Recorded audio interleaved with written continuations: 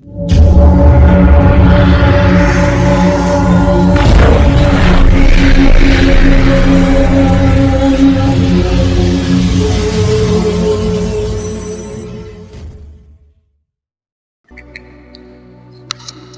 नमस्कार। आज हम बात करेंगे स्वादिष्ठान चक्र के बारे में। पिछले वीडियो में हमने बात की थी मूलाधार चक्र के बारे में, यानी स्वादिष्ठान चक्र हमारा दूसरा चक्र होता है। नकारात्मक भाव जैसे भय, घृणा, हिंसा, क्रोध आदि इस चक्र के दुर्गुण है।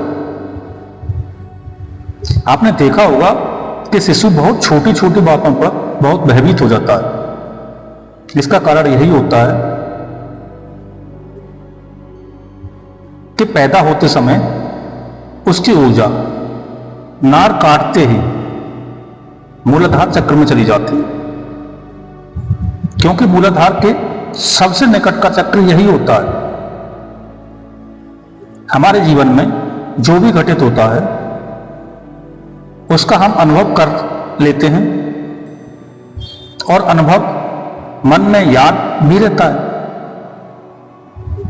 लेकिन हर व्यक्ति के जीवन के अंत में मृत्यु एक ऐसी घटना होती है जिसे वह अनुभव तो करता है,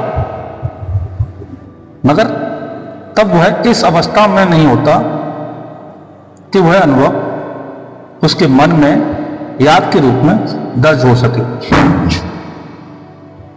हर कोई मृत्यु के समय भयभीत होकर, यानी कि भयभीत होकर ही स्थूल शरीर छोड़ता है। मृत्यु का अनुभव उसके पिछले जन्म का आखिरी अनुभव होता है, इसलिए मन के बजाय वह स्मृति के रूप में अपने चित्त की सबसे ऊपरी परतों में दर्ज हो जाता है। जब वही जीव नया जन्म लेता है, मृत्यु का भयभीत करने वाला अनुभव उसे सर्वाधिक डराता रहता है। अंतिम अनुभव होने के कारण, क्योंकि मृत्यु का अनुभव चित्त की सबसे बाहरी सतह पर दर्ज होता है, इसलिए छोटे बच्चे बगैर किसी कारण के भी मामूली सी बात पर भी बहुत भयभीत हो जाते हैं। बड़े होने पर इस जन्म के अनुभव चित्त पर नई परत बनाने लगते हैं, तो भय अपेक्षाकृत कम होने लग जाता है।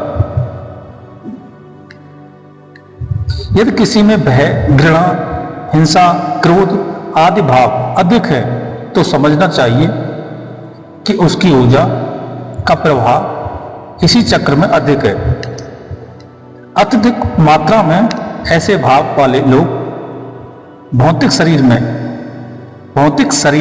या भौतिक शरीर से भी स्वस्थ नहीं रह पाते। हमारे भौतिक शरीर में ज्यादातर गंभीर रोग भाव के कारण ही होते हैं। भाव के अनुसार ही हमारा शरीर, यानी कि हमारा जीवन चलता है। जैसे जीवन चलता है वैसे ही असर स्वास्थ्य पर भी पड़ना तय है। इस चक्र में जल तत्व प्रदान होता है। सांस में जल तत्व चलने से ही उपरोक्त भाव उत्पन्न होते हैं। जल तत्व चलने पर ही यदि साधना की जाए तो ऊर्जा ऊपर के चक्रों की ओर प्रवाहित होने लगती है। तब यही भाव परिवर्तित होकर प्रेम, दया, करुणा, अहिंसा और अभय जैसे गुणी भाव के, यानी कि गुणी भाव के रूप में उत्पन्न होने लगते हैं। ध्यान दें, घृणा और प्रेम एक ही सिक्के के दो पहलू होते हैं। व्यक्ति जिससे बहुत प्रेम करता है उसी से बहुत नफरत भी करने लग सकता है। इसमें फर्क सिर्फ ऊर्जा के रूपांतरण का है। इसका बीज मंत्र बम है। आप बम की साधना करके इस चक्र को पार कर सकते हैं।